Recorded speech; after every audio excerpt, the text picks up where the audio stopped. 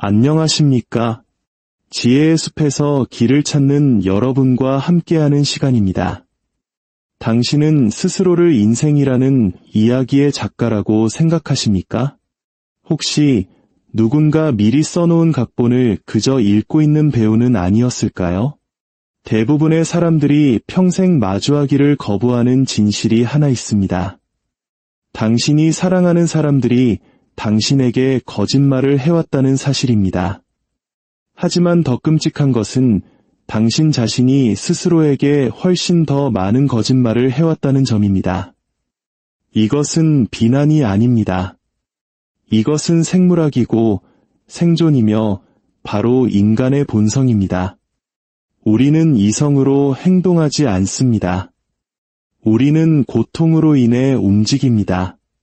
존재조차 잊고 있던 오래된 상처 때문에, 한 번도 제대로 마주한 적 없는 기억 때문에, 그리고 논리라는 가면을 쓴 두려움 때문에 행동합니다. 당신은 스스로 선택하고 있다고 믿지만 어쩌면 당신의 과거가 당신을 대신해 모든 것을 선택하고 있는지도 모릅니다. 당신은 타인을 이해한다고 생각하지만 실은 자기 자신이라는 깨진 렌즈를 통해서만 그들을 봐온 것은 아닐까요? 작가 로버트 그린은 이것을 인간 본성의 기계장치라고 불렀습니다. 이 기계는 당신이 얼마나 똑똑한지, 얼마나 영적이고 도덕적인지, 혹은 얼마나 성공했는지는 전혀 신경 쓰지 않습니다. 오직 당신이 아직 치유하지 못한 상처에만 반응할 뿐입니다. 만약 당신이 이 기계장치의 작동 원리를 이해하지 못한다면 당신의 마음을 엉뚱한 사람에게 내어주게 될 것입니다. 잘못된 미소를 신뢰하고 당신의 생명력을 갉아먹는 관계에 머무르며 최악의 경우 그것을 사랑이라, 의리라, 혹은 운명이라 부르게 될 것입니다.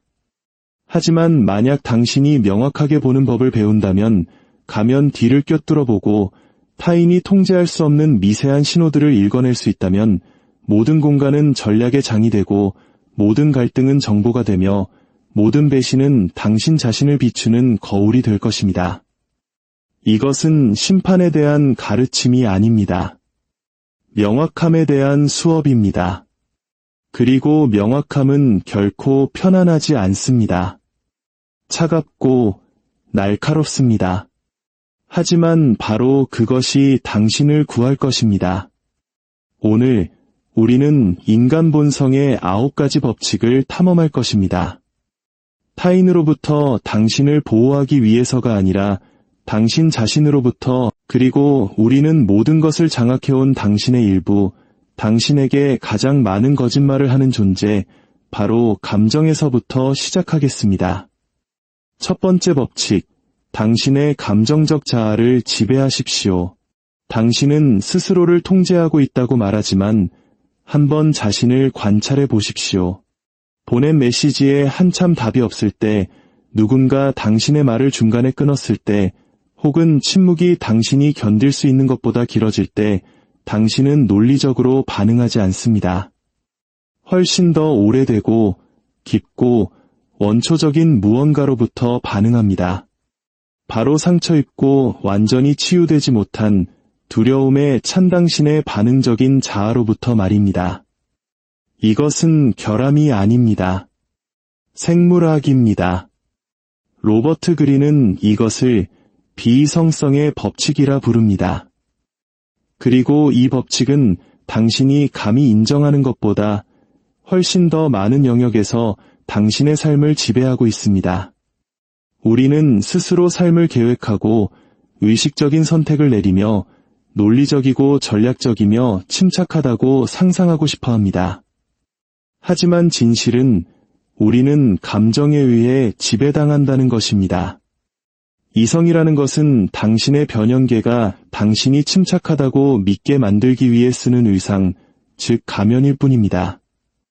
우리의 뇌는 성전이 아니라 층층이 쌓인 전쟁터와 같습니다. 가장 아래에는 파충류의 뇌가 있습니다. 심장 박동, 호흡, 생존을 관장하죠. 그 위에는 변형계가 있습니다.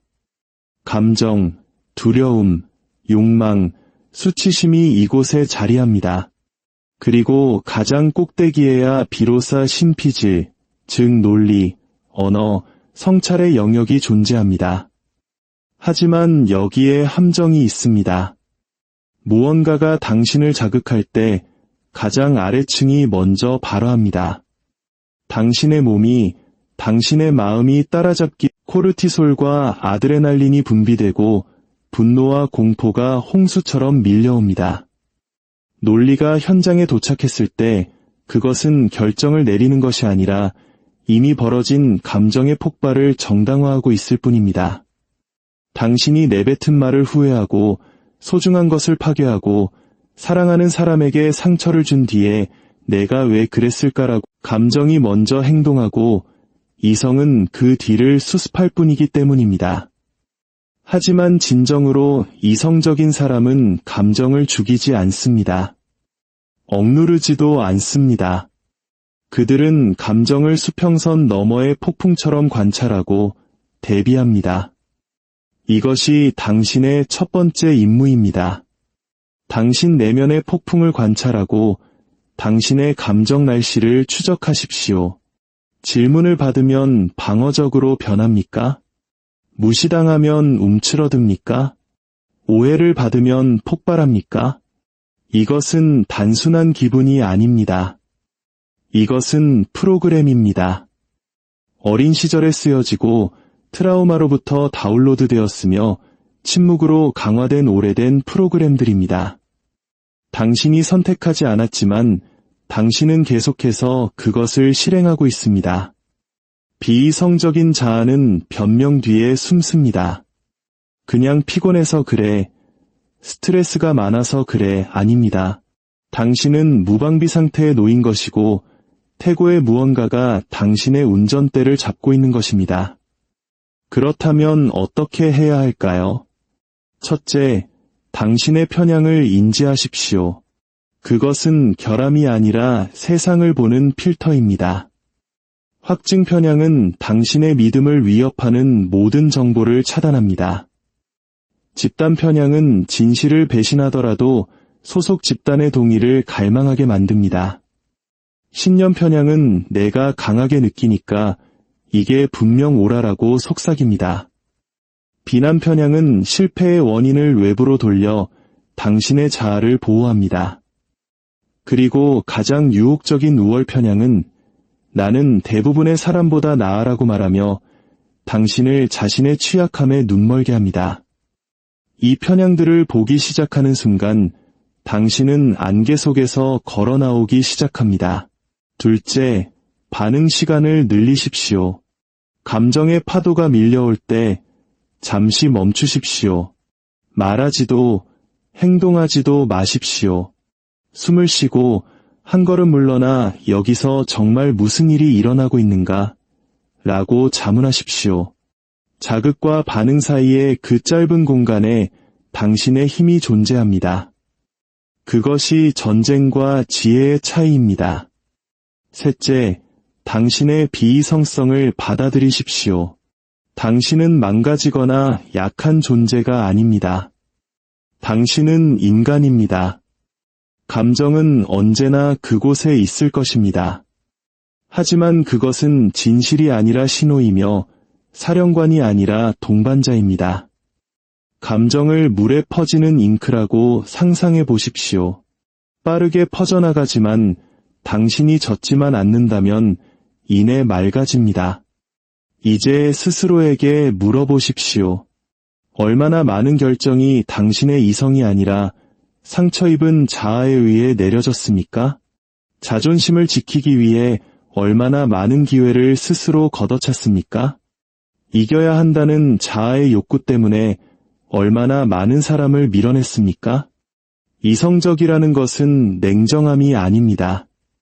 그것은 용기입니다. 잠시 멈추고 관찰하며 소리침이 결코 해낼 수 없었던 일을 침묵이 이루도록 내버려두는 용기입니다.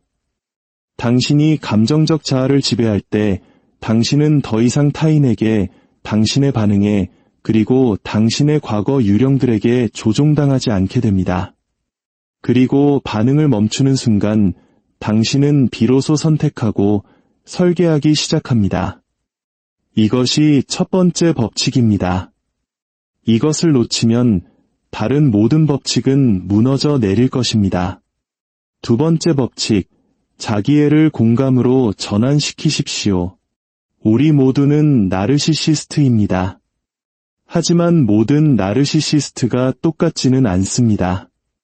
어떤 이는 시끄럽고, 어떤 이는 조용하며, 어떤 이는 유혹하고, 어떤 이는 사라집니다. 차이는 당신이 스펙트럼의 어디에 위치하느냐에 달려 있습니다. 산소처럼 인정을 필요로 하는 공허한 나르시시스트부터 사람들을 이끌고 경청하면서도 여전히 중심을 지킬 수 있는 기능적 나르시시스트까지 다양합니다. 하지만 타인을 연구하기 전에 당신의 내면을 들여다보십시오. 당신은 자기중심적이지 않다고 말하지만 스포트라이트가 당신을 떠나 다른 곳으로 향할 때 어떤 기분이 듭니까?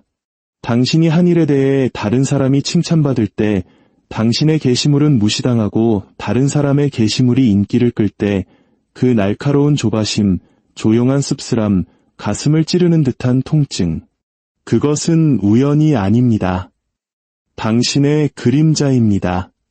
태어나는 순간부터 우리는 거울을 찾습니다. 울면 누군가 오고 웃으면 누군가 반응합니다. 이 순환은 생존의 방식이 됩니다. 그리고 그것이 깨지면 우리는 필사적으로 쫓습니다. 관심은 산소가 되고 산소는 나르시시즘은 그렇게 형성됩니다. 오만함이 아니라 상처 입은 허기짐으로 말입니다. 어떤 이들은 그저 필요한 존재로 남기 위해 친절을 연기하는 법을 배웁니다. 어떤 이들은 통제를 위한 위장술로 미덕을 사용합니다. 그들은 연결을 원하는 것이 아니라 자신을 비춰줄 거울, 자신을 중심으로 돌아가는 방을 원할 뿐입니다. 하지만 우리가 거에 인정하지 않는 사실이 있습니다. 우리 대부분은 그 중간 지점에 살고 있다는 것입니다. 우리는 기능적 나르시시스트입니다. 우리는 주목받고 싶고 중요한 사람이 되고 싶으며 깊은 인상을 남기고 싶어 합니다. 이것은 죄가 아닙니다. 인간적인 것입니다. 위험은 당신이 그것을 알아차리지 못할 때 시작됩니다. 방치된 기능적 나르시시즘은 유독하게 변질되어 당신은 연결을 얻기 위해 연기하고 경쟁하며 공감을 위조하기 시작합니다. 하지만 여기에 전환점이 있습니다. 그것을 인지할 수 있다면 당신은 그것을 넘어설 수 있습니다. 당신의 목표는 자기애를 죽이는 것이 아니라 그것을 정제하여 모든 특성 중 가장 희귀한 것, 바로 공감 능력으로 승화시키는 것입니다. 단순한 아첨이나 내 마음 안다는 식의 연기가 아니라 당신 자신의 목소리를 잠재우고 타인의 목소리를 진정으로 듣는 날카롭고 체화된 공감 말입니다. 비교를 멈추고 온전히 목격하기 시작하는 것. 이것은 재능이 아니라 기술이며 모든 기술이 그렇듯 훈련을 통해 길러질 수 있습니다. 첫째, 탐험가의 마음가짐을 채택하십시오. 모든 사람은 하나의 나라입니다. 미지의 지형, 보이지 않는 폭풍, 다른 역사를 가지고 있습니다. 가정이 아닌 호기심으로 그들을 대하십시오. 둘째, 신체적 공감을 훈련하십시오. 그들의 손짓, 멈춤, 호흡을 관찰하십시오. 입은 거짓말을 할 수 있지만 몸은 언제나 진실을 누설합니다. 셋째, 분석적 공감을 실천하십시오. 그들은 어떤 두려움을 숨기고 있는가, 어떤 상처가 이 행동을 만들고 있는가, 라고 자문하십시오. 특히 당신이 싫어하는 사람일수록 더욱 그래야 합니다. 당신이 가장 저항하는 사람들은 당신 안에 아직 치유되지 않은 부분을 드러내기 때문입니다. 링컨은 말했습니다. 나는 저 사람이 마음에 들지 않는다. 그를 더 잘 알아야겠다. 이것은 감상이 아니라 전략입니다. 넷째, 당신의 가정을 시험하십시오. 추측만 하지 말고 물어보십시오. 당신이 본 것을 되짚어 말해주고 그들이 당신을 교정하게 하십시오. 그들의 교정이 바로 당신의 교육입니다. 시간이 지나면 당신은 다른 사람들이 놓치는 것들, 즉 말하지 않은 것, 회피하는 것, 미소 뒤의 아픔을 보기 시작할 것입니다. 신뢰는 그렇게 쌓입니다. 뛰어남이 아니라 존재함으로 말입니다. 하지만 잊지 마십시오. 모든 나르시시스트가 안전한 것은 아닙니다. 어떤 이들은 단순히 상처 입은 것이 아니라 위험합니다. 통제형 나르시시스트는 당신의 말을 당신에게 불리하게 사용하기 위해서만 경청합니다. 이론가형 나르시시스트는 도덕성을 주장하며 이상 뒤에 숨어 감탄을 양분으로 삼습니다. 그들은 유혹하는 것이 아니라 수확하며 당신의 선한 가정을 이용해 번성합니다. 그러니 이것을 배우십시오. 관찰하십시오. 좋은 의도를 가정하지도 나쁜 의도를 가정하지도 마십시오. 아무것도 가정하지 말고 오직 시간을 두고 드러나는 행동으로 모든 것을 측정하십시오. 이제 다시 자신을 보십시오. 옳아야 한다는, 칭찬받아야 한다는, 중심이 되어야 한다는 필요를 내려놓을 수 있습니까? 자기 자신 밖으로 걸어나와 다른 사람을 명확하게 볼 수 있을 만큼 강합니까? 왜냐하면 여기에 역설이 있기 때문입니다. 당신이 존경받으려 덜 노력할수록 당신은 더 매력적인 사람이 됩니다. 관심을 덜 추구할수록 사람들은 당신에게 더 이끌립니다.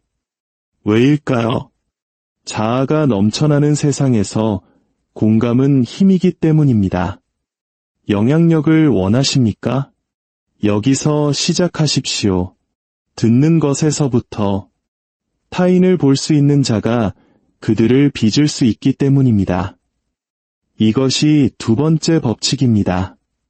세 번째 법칙, 사람들의 가면 뒤를 꿰뚫어 보십시오. 모든 사람은 가면을 씁니다. 어떤 이는 살아남기 위해, 어떤 이는 속이기 위해 씁니다. 대부분은 자신이 가면을 썼다는 사실조차 모른 채 살아갑니다. 당신은 사람들 앞에서 미소 짓고 정중하게 고개를 끄덕이며 괜찮다고 말하지만 마음 깊은 곳에서는 그렇지 않습니다. 그리고 당신은 혼자가 아닙니다. 이 세상은 정중하고 세련되고 연기하는 배우들로 가득 찬 무대이기 때문입니다. 하지만 여기에 함정이 있습니다.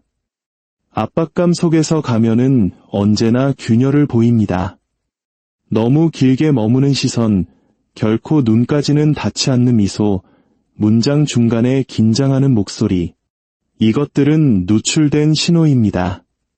만약 당신이 이것들을 읽는 법을 배운다면 다른 사람들이 결코 보지 못하는 것을 보게 될 것입니다.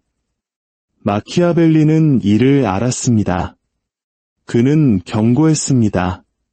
말을 믿지 말고 행동을 믿어라. 사람들은 손으로, 리듬으로, 침묵으로 말하며 진실은 언제나 침묵 속에 있기 때문이다. 스스로에게 물어보십시오. 단지 친절해 보인다는 이유만으로 얼마나 많은 사람을 믿었습니까? 가면을 얼굴로 착각했기 때문에 얼마나 많은 사람에게 배신당했습니까? 충성을 맹세했지만 당신이 비틀거리자마자 사라져버린 사람. 미소 지었지만 등 뒤에서는 당신의 이름을 늑대들에게 속삭였던 동료.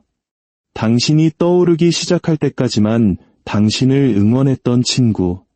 우리는 사람들을 안다고 생각하지만 사실 우리가 아는 것은 그들이 우리에게 보도록 허락한 것뿐입니다. 그러니 이제 그것을 바꿔봅시다. 모든 방을 스캔의 장으로, 모든 대화를 정찰 활동으로 바꾸는 기술을 길러봅시다. 첫째, 관찰력을 날카롭게 하십시오.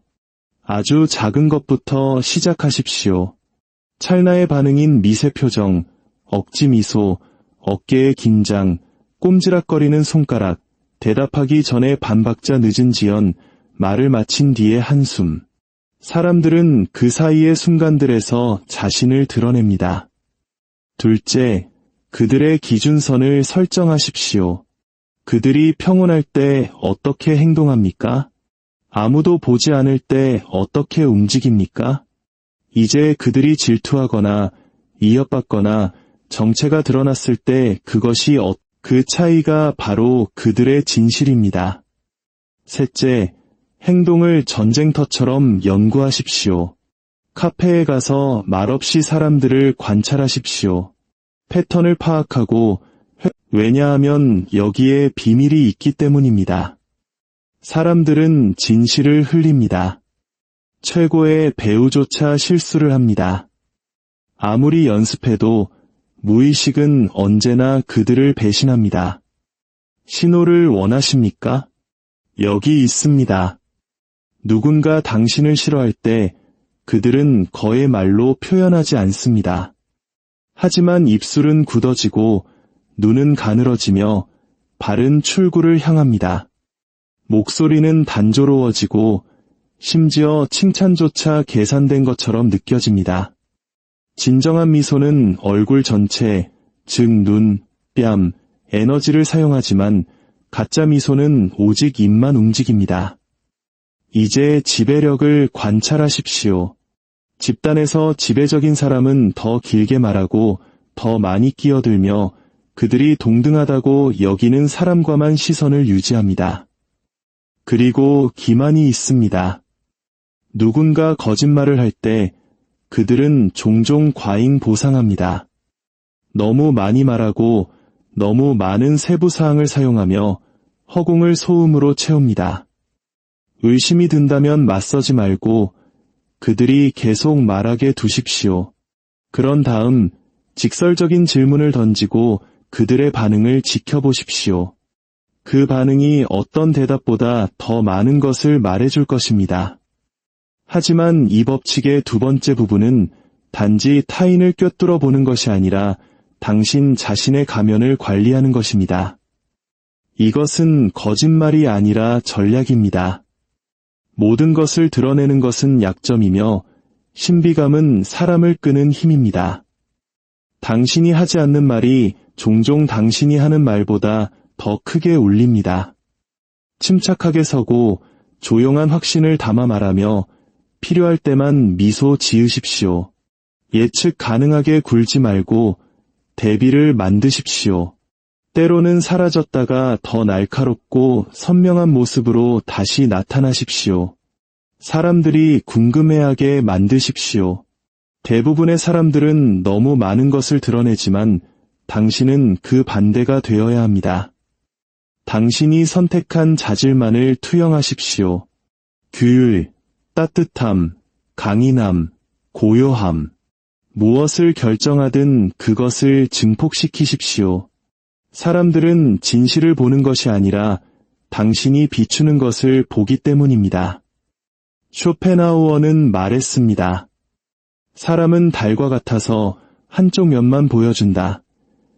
당신의 임무는 그 숨겨진 면, 즉 동기, 균열, 조용한 배신을 보는 것입니다. 세련됨에 속지 말고 연기에 유혹당하지 마십시오. 더 깊이, 그리고 더 깊이 들여다보십시오.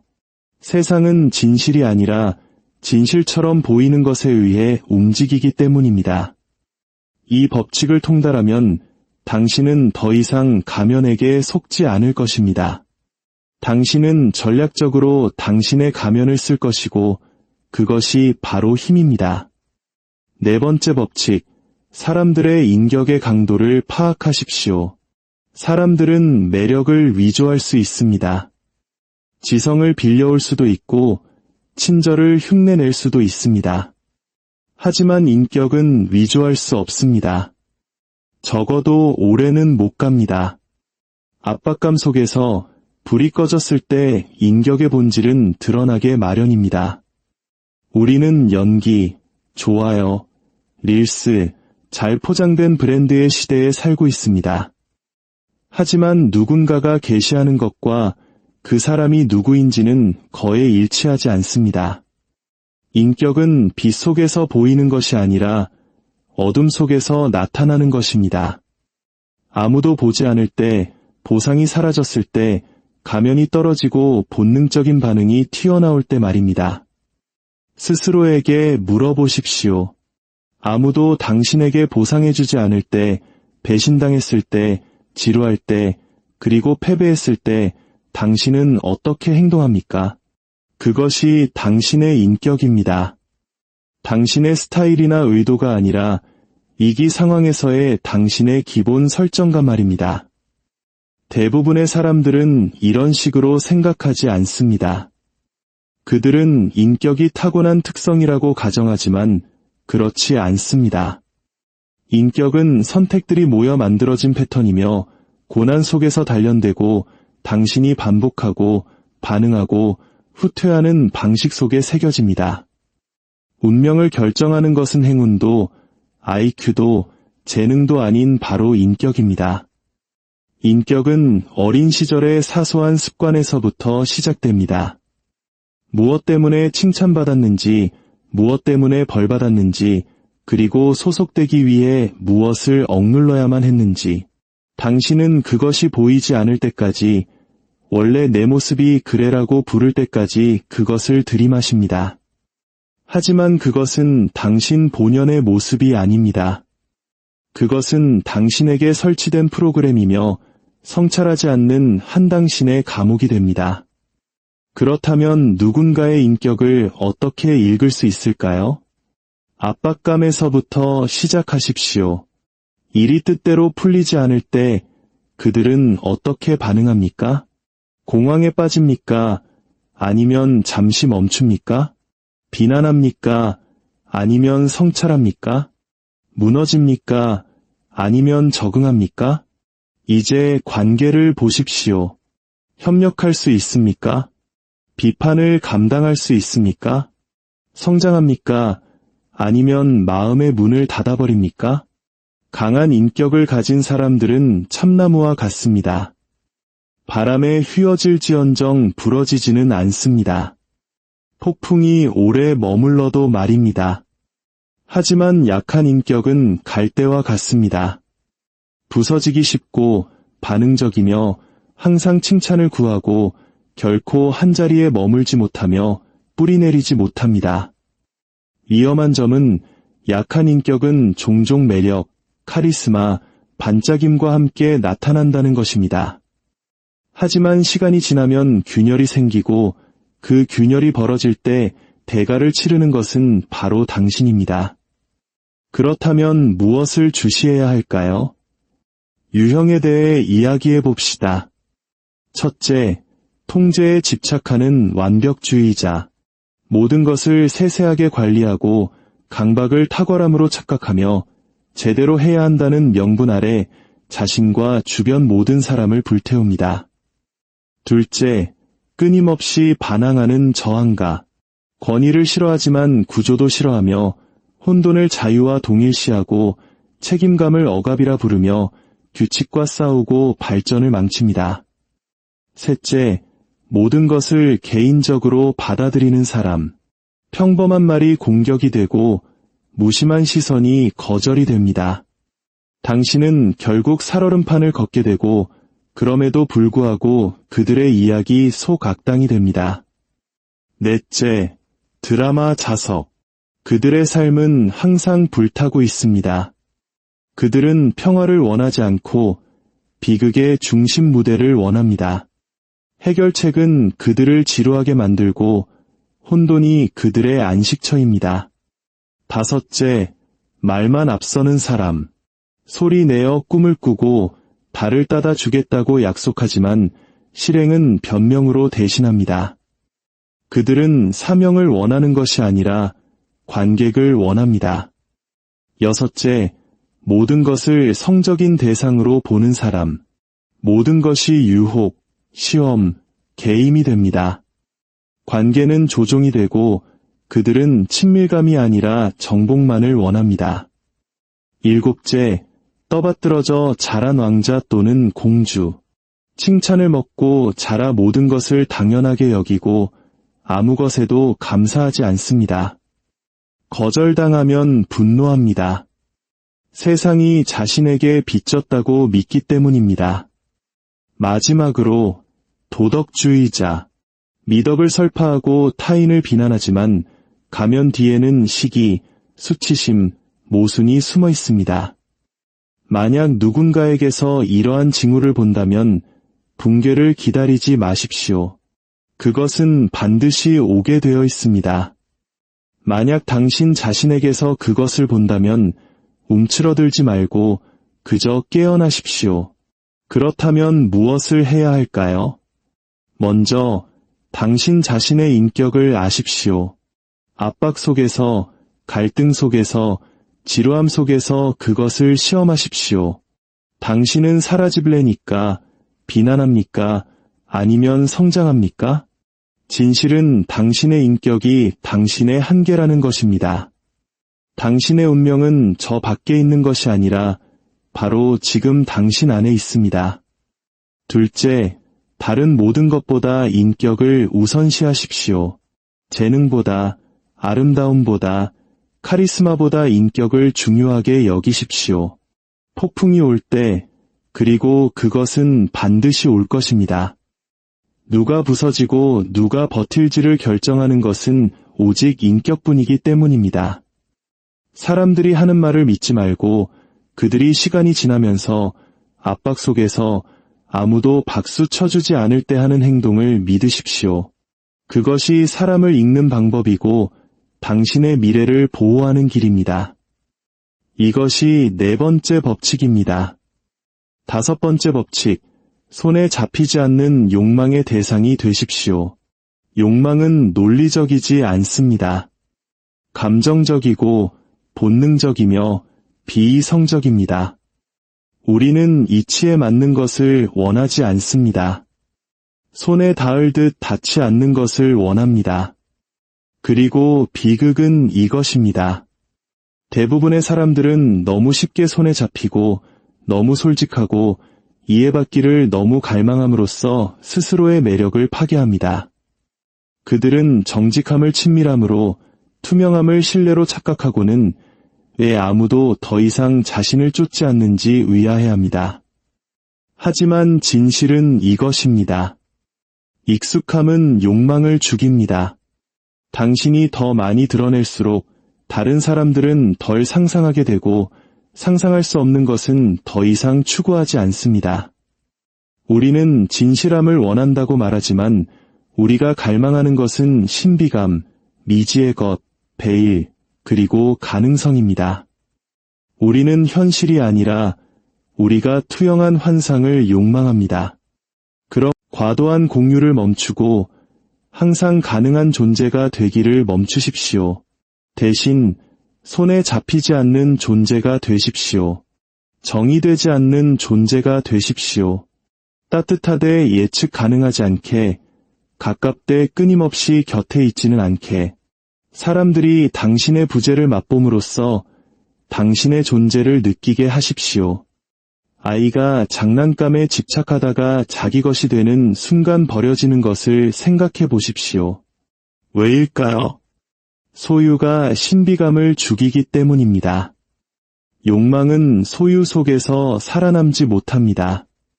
그것은 거리, 투영, 상상 속에서 살아남습니다. 그렇다면 무엇을 해야 할까요? 첫째, 전략적으로 물러나십시오. 차갑게가 아니라 그저 충분히 부재하는 것입니다.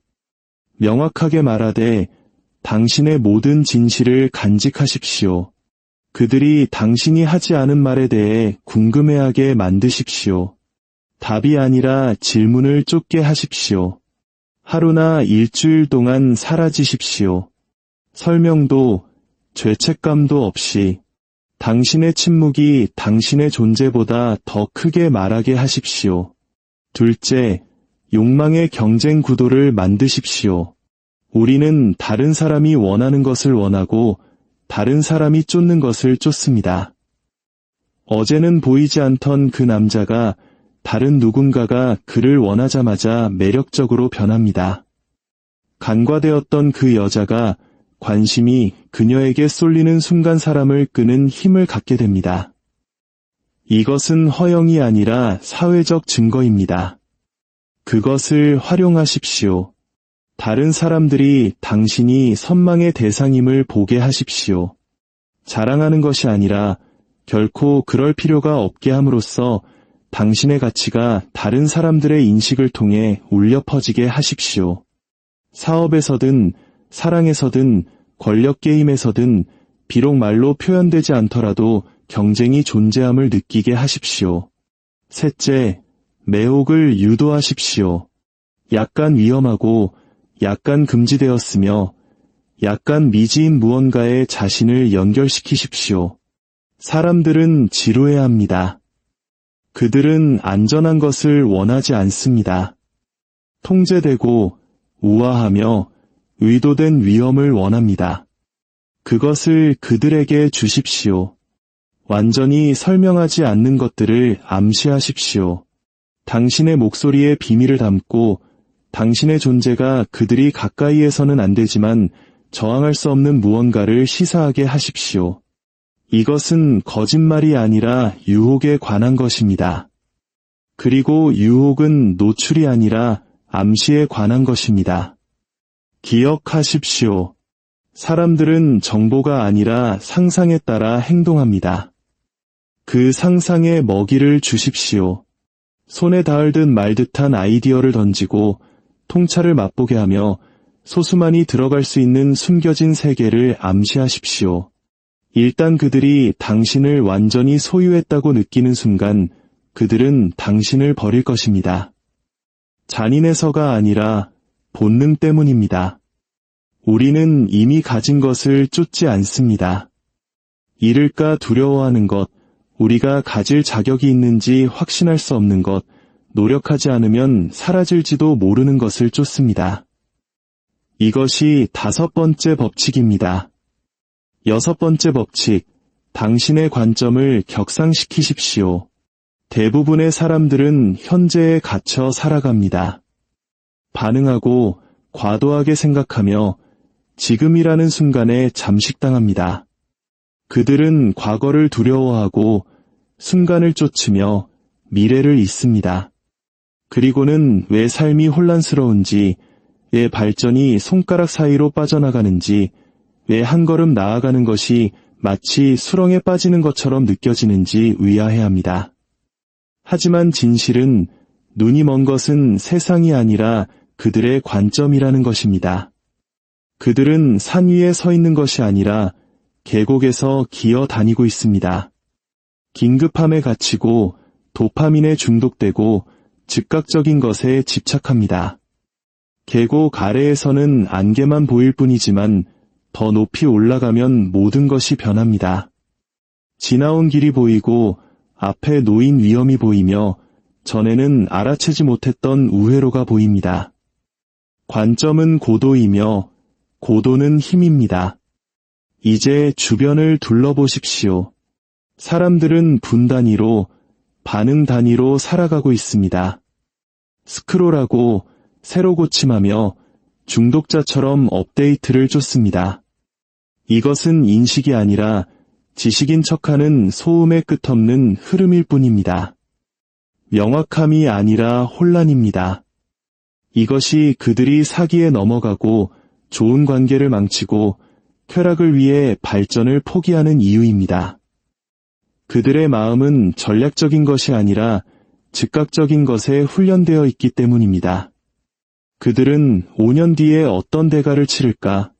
가 아니라 지금 당장 기분 좋은 게 뭐지? 라고 묻습니다. 이것을 넘어서고 싶다면 여기서 시작하십시오. 첫째, 전략적 거리를 훈련하십시오. 행동하기 전에 잠시 멈추고 물으십시오. 이것은 어떤 결과로 이어지는가? 이것은 어떤 패턴을 강화하는가? 이 선택으로 누가 이익을 보고 나중에 누가 대가를 치르는가? 모든 행동에는 꼬리가 있고 모든 선택에는 사슬이 있습니다. 당신이 이겨야만 했던 그 한 번의 논쟁이 영원히 신뢰를 잃게 만들었을 수도 있습니다. 당신이 미룰 수 없었던 그 한 번의 쾌락이 몇 년의 후회를 초래했을 수도 있습니다. 근시안적인 사람은 불꽃을 보지만 멀리 보는 사람은 그 뒤에 따르는 화재를 봅니다. 둘째, 전술적 지옥을 피하십시오. 이것은 당신이 모든 움직임, 모든 답장, 모든 표정에 집착하고 전쟁 전체를 잊어버릴 때 발생합니다. 전술적 사상가는 논쟁에서 이기지만 전략적 사상가는 제국을 얻습니다. 그러니 물으십시오. 이 순간이 내 미래의 가치만큼 중요한가? 나는 옳기 위해 싸우는가? 아니면 성장하기 위해 싸우는가? 반응적인 존재가 되기를 멈출 때 당신은 주체적인 존재가 되기 시작합니다. 셋째, 사소한 정보로부터 자유로워지십시오. 당신은 모든 기사, 모든 헤드라인, 모든 알림이 필요하지 않습니다. 당신에게 필요한 것은 집중, 필터, 그리고 홍수로부터 당신의 마음을 되찾는 것입니다. 정보 과잉은 지성이 아니라 마비 상태이기 때문입니다. 그러니 물으십시오. 이것이 나의 사명에 기여하는가, 아니면 나를 유혹하여 멀어지게 하는가? 당신은 달라야 합니다.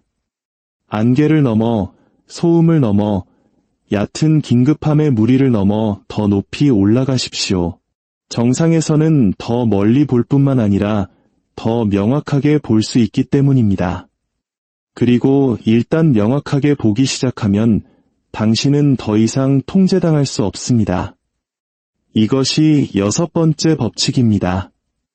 7번째 법칙, 상대방의 자기 견해를 인정함으로써 저항을 무력화시키십시오. 모든 사람은 자신이 선하다고 생각합니다. 모든 사람은 자신이 똑똑하다고 믿으며 자신의 삶을 통제하고 있다고 느끼고 싶어 합니다. 이 믿음은 아무리 연약하고 거짓되더라도 자아에게는 신성한 것입니다. 그래서 당신이 누군가의 환상을 정면으로 마주할 때 비록 부드럽게 하더라도 당신은 그들의 갑옷을 자극하게 됩니다. 그리고 그 순간 게임은 끝납니다. 그들은 듣기를 멈추고 진실이 아니라 자신의 정체성을 방어하기 시작합니다. 당신은 설득하고 있다고 생각하지만 저항에 기름을 붓고 있을 뿐입니다. 여기에 냉혹한 진실이 있습니다. 사람들은 진실을 듣고 싶어 하지 않습니다. 그들은 이해받고 있다고, 자신이 옳다고, 상황을 통제하고 있다고 느끼고 싶어 합니다. 만약 당신이 이 감정들을 위협한다면 당신의 말이 아무리 논리적이고 자아는 사실에 굴복하는 것이 아니라 자기 보존 본능에 반응하기 때문입니다. 그렇다면 전략은 무엇일까요? 공격하거나 교정하거나 맞서지 마십시오. 대신 무장 해제시키고 인정하고 방향을 바꾸십시오. 아첨하기 위해서가 아니라 저항 없이 영향력을 행사하기 위해서입니다. 첫째, 깊이 듣는 사람이 되십시오. 고개를 끄덕이며 말할 차례를 기다리는 가짜 경청이 아니라 조용한 경청자, 관찰자, 거울이 되십시오.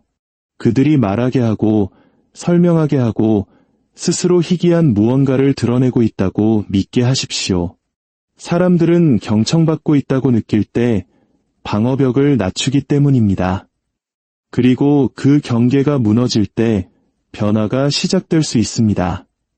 둘째, 그들을 평온함으로 감염시키십시오. 감정은 전염성이 있습니다. 압박감을 가지고 들어가면 그들은 긴장하고 고요함을 가지고 들어가면 그들은 부드러워집니다. 눈을 맞추라고 강요하지 말고 그들의 공간을 침범하지 마십시오. 그들의 말투를 교정하지 마십시오. 따뜻함을 발산하고 공유된 공간을 만드십시오. 당신의 존재 자체가 당신은 여기서 안전합니다라고 말하게 하십시오. 그들이 안전하다고 느끼기 전까지는 그들은 움직이지 않고 더 깊이 파고들 것입니다. 셋째, 그들의 자기 견해를 인정한 후에 방향을 트십시오. 만약 그들이 스스로를 독립적이라고 믿는다면 당신의 아이디어를 그들의 선택인 것처럼 구성하십시오. 만약 그들이 스스로를 지적이라고 믿는다면 당신의 말이 그들의 통찰력을 입증하게 하십시오. 만약 그들이 스스로를 도덕적이라고 믿는다면 당신의 요청을 그들의 가치와 연결시키십시오. 이것은 조종이 아니라 감정적 유도입니다. 당신은 그들의 무게를 이용하여 그들의 방향을 이끄는 것입니다. 결코 수치심을 유발하지 말고 무지를 지적하지 마십시오. 결코 굴욕감을 주지 마십시오. 아무도 정체가 드러난 것에 대해 감사하다고 말하지 않습니다. 그들은 단지 당신이 그들에게 어떤 기분을 느끼게 했는지만 기억하고 후퇴할 뿐입니다. 넷째, 그들 자신의 단어를 사용하십시오. 사람들은 논리에 저항하지만 익숙한 언어는 따릅니다. 그들의 표현을 따라하고 그들의 비유를 반복하며 그들의 어휘를 다리로 만드십시오. 당신은 믿음을 강요하는 것이 아니라 이미 그들 안에 절반쯤 만들어진 생각을 이끌어내는 것입니다. 그것이 예술입니다. 당신은 그들을 동의 속으로 밀어넣는 것이 아니라 처음부터 자신의 아이디어였다고 생각하며 그곳으로 걸어가게 만드는 것입니다. 대부분의 사람들은 듣고 있는 것이 아니라 그저 인정받기를 기다리고 있을 뿐입니다. 자신을 작게 만들지 않고 자아를 정면으로 공격하지 않으면서도 조용히 자신을 움직여줄 누군가를 기다리고 있습니다. 힘을 원하십니까? 그렇다면 당신의 견해를 강요하는 것을 멈추십시오. 그들의 거울을 가지고 일하기 시작하십시오. 경청자가 되고 분위기를 만드는 사람이 되고 확인해주는 사람이 되십시오. 그리고 갑옷이 떨어졌을 때 열린 문으로 당신의 아이디어를 걸어 들어가게 하십시오. 강요가 아니라 우아함으로 말입니다. 이것이 7번째 법칙입니다. 8번째 법칙, 당신의 태도를 바꿈으로써 상황을 바꾸십시오. 때때로 적은 바깥에 있지 않습니다. 당신의 상사도 전 연인도 사회도 아닙니다. 모든 결정 직전에 의심을 속삭이는 당신 내면의 목소리입니다. 그리고 그것은 소리치지 않습니다. 조용히 방해할 뿐입니다. 마치 모든 것이 무너질 때까지 보이지 않는 기초의 균열처럼 말입니다. 당신의 태도는 단지 당신이 어떻게 느끼느냐가 아닙니다. 그것은 삶을 향한, 고통을 향한, 그리고 당신 자신을 향한 당신의 자세입니다. 그리고 대부분의 사람들은 결코 그것에 의문을 제기하지 않습니다. 그들은 비난하고 불평하며 자신의 한계를 너무나 자주 되뇌어 그것이 진실이 되게 만듭니다. 하지만 여기에 냉혹한 통찰이 있습니다. 당신이 현실이라고 부르는 것이 실은 당신 자신의 정신적 감옥일지도 모릅니다. 당신의 태도가 당신의 인식을 형성하고 당신의 인식이 당신의 선택을 형성하며 당신의 선택이 당신의 삶을 형성하기 때문입니다. 더 깊이 들여다보십시오. 세상에는 2가지 유형의 태도가 있습니다. 하나는 두렵고 반응적인 좁은 마음입니다. 그것은 생존을 전략으로 착각하고 책임지는 것이 마치 발가벗겨지는 것처럼 느껴지기 때문에 피해자 의식에 집착합니다. 다른 하나는 호기심 많고 관찰력 있는 확장하는 마음입니다. 고통을 피드백으로 사용하고 혼돈을 진화로 바꾸며 정체성이 결과에 얽매여 있지 않기 때문에 실패를 딛고 앞으로 나아갑니다. 이제 스스로에게 물어보십시오. 당신은 어느 쪽이 되어가고 있습니까? 대부분의 사람들은 자신도 모르게 그들이 만지는 모든 것을 조용히 파괴하는 유독한 태도, 패턴에 빠지기 때문입니다. 그 이름들을 불러봅시다. 모든 것이 싸움이고 모두가 위협인 적대적 태도. 모든 세부 사항을 관리하고 통제에 집착하는 불안한 태도. 미소 짓고 고개를 끄덕이지만 결코 헌신하지 않는 회피적 태도. 상실을 예상하고 좋은 것들을 빼앗기기 전에 파괴해버리는 우울한 태도. 그리고 성공을 불의로 보고 원한을 트로피처럼 간직하는 분개하는 태도. 만약 타인에게서 이것들을 본다면 조심하십시오. 만약 당신 자신에게서 본다면 정직하십시오. 이것은 비난이 아니라 각성에 관한 것이기 때문입니다. 당신이 부인하는 것은 바꿀 수 없지만 용감하게 마주하는 것은 재건할 수 있습니다. 그렇다면 해독제는 무엇일까요? 확장하는 태도를 채택하십시오. 그것은 호기심에서 시작됩니다.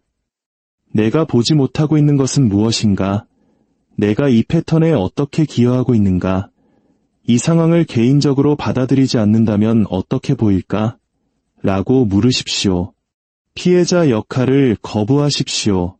삶이 불공평하고 당신이 오를 때조차도 말입니다. 피해자 의식은 유롭게 느껴지지만 당신의 주체성을 훔쳐갑니다. 대신 당신의 에너지를 행동으로, 숙달로, 조용하고 끊임없이 성장하는 것으로 전환하십시오. 세상을 기쁘게 하기 위해서가 아니라 힘과 다시 정렬하기 위해 당신의 자세를 바꾸십시오. 좌절이 당신을 산산조각 내는 것이 아니라 당신을 빛게 하십시오. 거절이 당신을 정의하는 것이 아니라 당신을 정죄하게 하십시오. 그리고 기억하십시오. 당신의 삶은 일어나는 일에 의해 결정되는 것이 아니라 당신이 어떻게 반응하느냐에 따라 결정됩니다.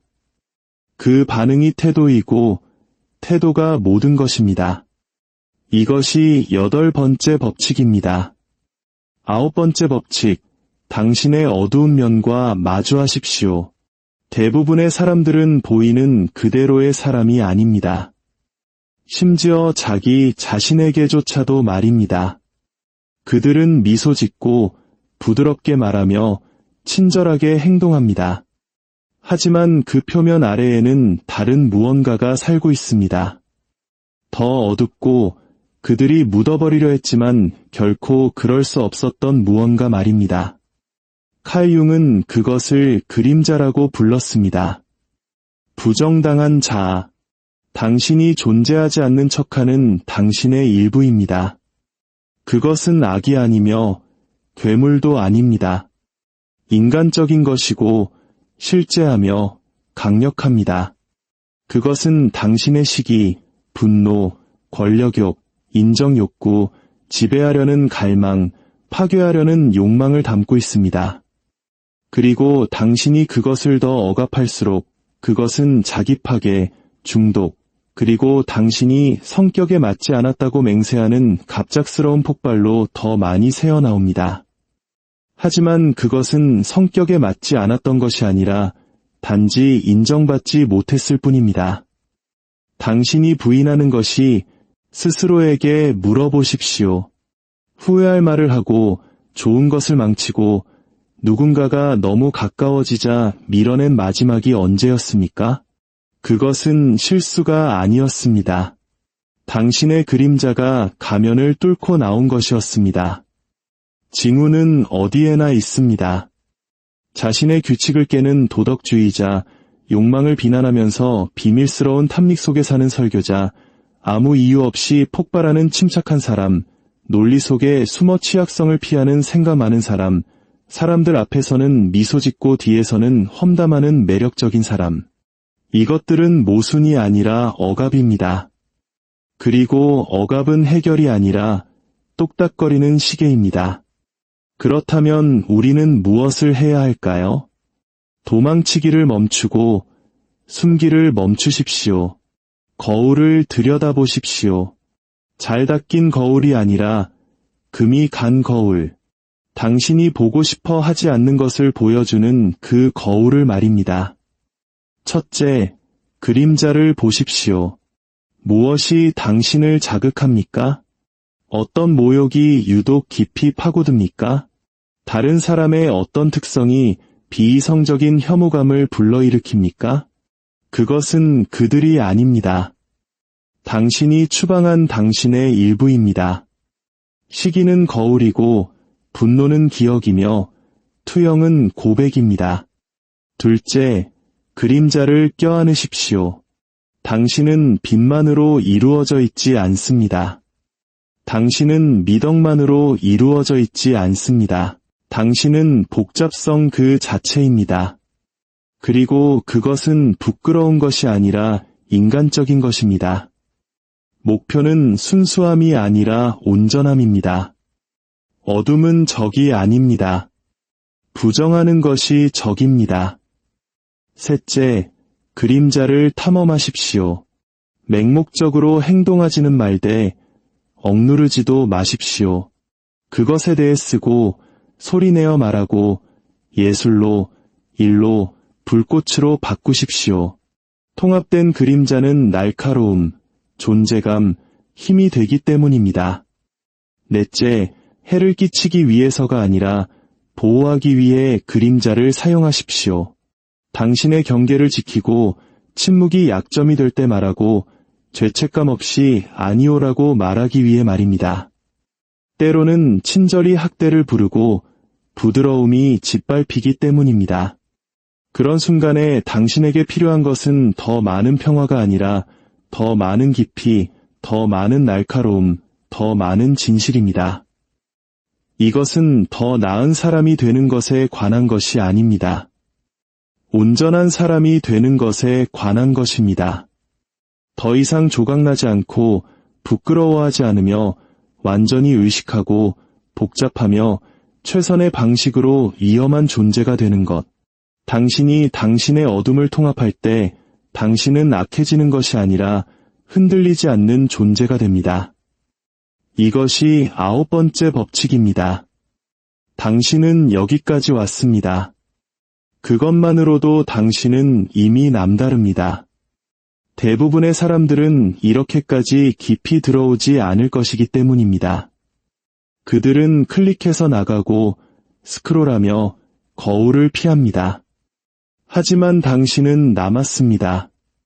그리고 이제 당신은 봅니다. 당신은 기계장치, 게임, 그리고 그림자를 보았습니다. 타인 안에서뿐만 아니라 당신 자신 안에서도 말입니다. 이것은 강의가 아닙니다. 다른 삶을 감히 만들고자 하는 이들을 위한 청사진입니다. 이제 당신은 압니다. 힘은 항상 소리치거나 요구하지 않는다는 것을. 힘은 속삭이고 이끌며 다른 사람들이 무시하는 것을 봅니다. 질문은 더 이상 나는 조종당하고 있는가? 가 아닙니다. 왜냐하면 당신은 조종당하고 있고 우리 모두가 그렇기 때문입니다. 진짜 질문은 이것입니다. 당신은 무의식 상태로 남을 것인가? 아니면 조종관을 잡을 것인가? 마인드 컨트롤은 존재합니다. 하지만 가장 위험한 종류는 당신이 당신 자신에게 사용하는 것입니다. 이 법칙들은 장식품이 아닙니다. 무기이고 도구이며 동시에 경고입니다. 그러니 하나를 선택하여 적용하십시오. 내일이 아니라 지금 당장. 그리고 세상이 당신을 다시 감정 속으로, 맹목 속으로, 남을 기쁘게 하는 삶 속으로 끌어당기려 할 때 이것을 기억하십시오. 당신의 마음을 되찾는데 허락은 필요 없습니다. 오직 정밀함과 전략만이 필요할 뿐입니다. 그것들을 잘 사용하십시오. 지금까지 지혜의 숲이었습니다. 감사합니다.